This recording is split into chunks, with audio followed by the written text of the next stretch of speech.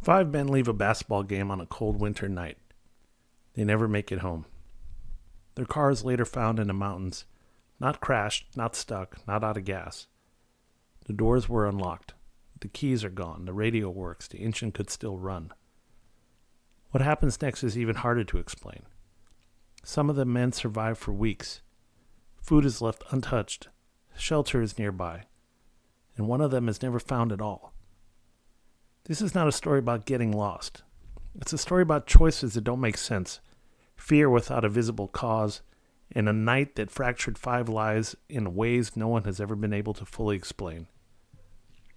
This is Still Unexplained, brief explorations of unsolved mysteries. My name is Mark, and tonight we're revisiting one of the most disturbing and debated disappearances in American history, the case known as the Yuba County Five. On the evening of February 24th, 1978, five friends attended a college basketball game at California State University, Chico. Their names were Jack Madruga, Bill Sterling, Jackie Hewitt, Gary Mathias, Ted Weir. They were in their 20s and early 30s.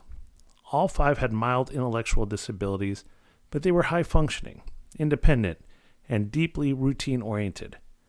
They held jobs, lived with family, and were passionate about one thing above all else: basketball.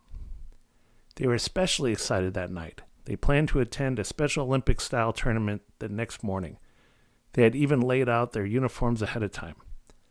After the game, they stopped at a convenience store. A clerk later remembered them buying snacks and chocolate milk.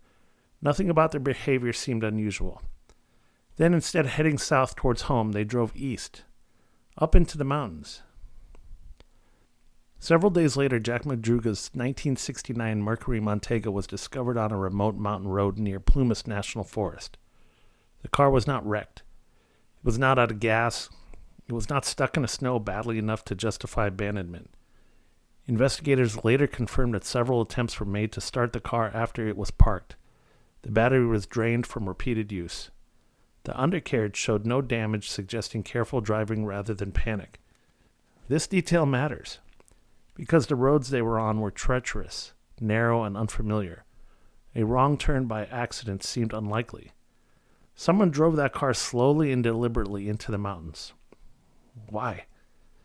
Even more puzzling, none of the men were dressed for winter conditions. Snow covered the area. Temperatures dropped well below freezing. And yet they left the car willingly. One of the most controversial pieces of the case comes from a man named Joseph Shawns. That night, Shawns suffered a heart attack while driving the same mountain road. He later told police he saw a group of people near a car with headlights on. He claimed to hear whistling and saw figures moving in the darkness. He also said that when he called out for help, the lights suddenly went out. Shawns' account shifted over time. Some details changed. His medical condition raised questions about reliability. But his story introduced something chilling: the idea that the group may not have been alone. The search for the five men was delayed due to heavy snow. When it resumed months later, what investigators found only deepened the mystery. Ted Weir's body was discovered inside a U.S. Forest Service trailer roughly 20 miles from the car. The trailer contained a working propane heating system, enough food to last a year, matches and fuel, and heavy winter clothing. Ted had survived for an estimated 8 to 13 weeks, but he died of starvation and hypothermia.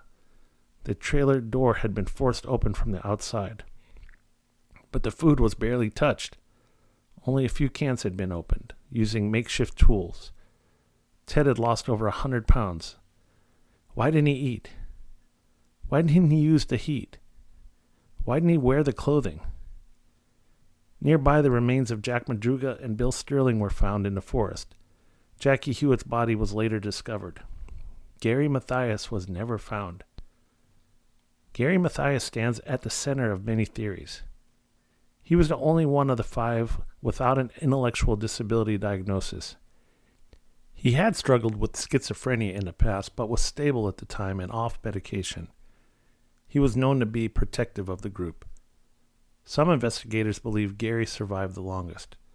Others suspect he may have led the group away from the car. There were reports of a bearded man matching his description seen months later in nearby towns. None were confirmed. Did Gary leave to find help? Was he injured? Did he encounter someone else in the mountains? Or did he simply disappear into the wilderness, his fate erased by time and snow? Theory 1 is that they got lost. This is the official explanation, that the men accidentally turned onto the wrong road, panicked, and succumbed to the elements. But it fails to explain the intact car, the untouched food, or the forced trailer door. Theory 2 is that fear of an unknown threat.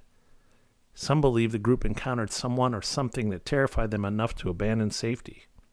This theory is supported by their behavior, leaving the car, avoiding shelter, not lighting fires.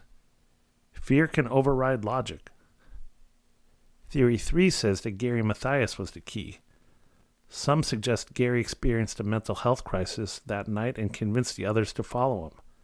But even this doesn't explain the survival timeline or the ignored resources. Theory 4 is foul play. Though no evidence of violence was found, some believe outside involvement cannot be ruled out, especially considering the witness report and the strange behavior afterward. So why does this case still haunt people? Not because of what we know, but because what doesn't fit. This wasn't a reckless group.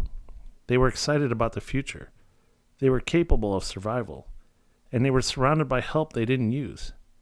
The case refuses to collapse into a single explanation. Now, more than 40 years later, the question remains: why did they leave the car? Why did they walk into the mountains? Why did survival tools go unused? And what happened to Gary Mathias? The Yuba County Five didn't simply vanish. They left behind a trail of decisions that no one has been able to fully understand. And maybe that's the most unsettling part. Not that something impossible happened, but that something human did. This has been Still Unexplained. Thanks for listening.